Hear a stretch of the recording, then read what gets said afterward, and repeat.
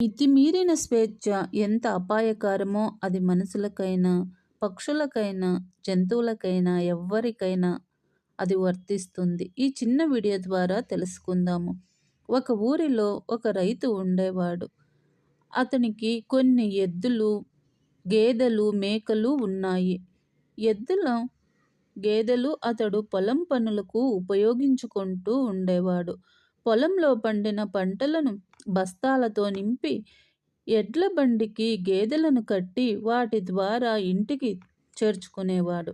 ఒకరోజు పొలంలో పనేమీ లేకపోవడముతో ఎద్దులను, గేదెలను, మేకలను తోలుకొని దగ్గరలోని అడవికి వెళుతూ మేతకు తీసుకువెళ్ళేవాడు. దొరికిన స్వేచ్ఛతో ఎప్పుడు ఆ పని ఈ పని చేస్తుండే ఆ జంతువులన్నిటికీ పట్టాలు లేకుండా పోయాయి. ఆనందంగా గెంతులు వేస్తూ పరుగులెత్తాయి. అన్నిట్లోకి కొంచెం బలంగా ఉండే గేదెకైతే మరీ ఆనందంగా ఉంది. ముళ్ళ కంచెల వైపు పోవడం, గడ్డి పూలపై గంతులేయడము లాంటివి చేస్తూ అన్నిటికంటే ముందు వెళ్ళాలన్న ప్రయత్నంలో వేగంగా పరుగులెత్తింది.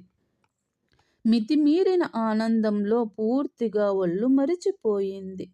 వెనకబడిన వాటిని అదిలిస్తూ తోలుకొస్తున్న ఆ రైతు ఆ గేదె సంగతి మరిచిపోయాడు.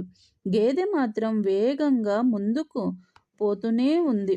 అలా వెళ్తుండగా దారిలో ఒక పెద్ద గొయ్యి అడ్డు వచ్చింది. అది ఎప్పుడూ పూర్వకాలంలో తవ్విన బావి. నీళ్లు ఎండిపోవడంతో అడవిలోని చెత్తా చెదారం అంతా నిండిపోయి గొయ్యిలాగా తయారయింది. ఆనందంలో కన్నుమిన్ను కానరాని గేదె ఆ గొయ్యిని గమనించలేదు. కాలిబాట నుంచి కిందికి పరుగులెత్తబోయి పట్టుదప్పి గోతిలోకి జారి పడబోయింది. ఇంతలో కాస్త ముందుకు వచ్చి పరిస్థితిని గమనించిన ఆ రైతు పరిగెత్తుకొచ్చి గోతిలోకి జారిపోతున్న గేదె తోకను పట్టుకొని ఆపబోయాడు. అయితే బాగా బలిష్టంగా ఉన్న ఆ గేదె తోకను పట్టుకున్న ఆ రైతు దాని బరువును ఏమాత్రమూ ఆపలేకపోయాడు. ఫలితంగా గేదె తోక అతడి చేతిలోంచి జారిపోయింది. దాంతో గేదె పట్టు తప్పి నూతిలో పడిపోయింది. అడవిలో సాయం చేసేవారు ఎవరూ కానరాక పోవడంతో సోమయ్య ఆ రైతు ఆ గేదెను వదిలేసి మిగతా వాటితో ఇంటి దారి పట్టాడు. కాబట్టి ఫ్రెండ్స్, మనమంతా తెలుసుకోవలసిన సంగతి ఏమిటి? అంతులేని స్వేచ్ఛ వల్ల ప్రమాదకర పరిస్థితులు ఎదురవుతాయని ఈ కథ ద్వారా మన అందరికీ అర్థమవుతుంది కదా.